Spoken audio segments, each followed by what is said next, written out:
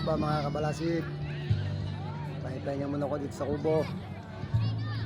Napakalamig maligo. Parang nilalagyan ng yelo ang aking mga dibdib, mga kabalasik.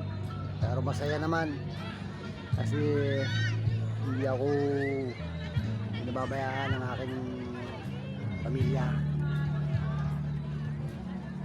Laging may kasiyahan, hindi nawawala.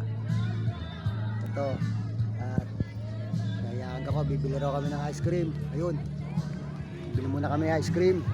Mga puwe, may ilig sa ice cream. Yun, malayo-layo lang, pero pwede na. Bibili kami ng ice cream, mga kabalasik. Ice cream po muna.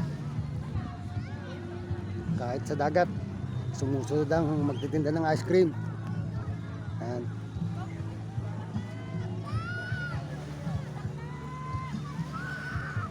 Bibili raw ng ice cream, bibili. Ito, may mag-ice cream pala rin dito sa dagat. Nakakapaglako rin siya. Ayan, lahat ng klase ng flavor meron po dito.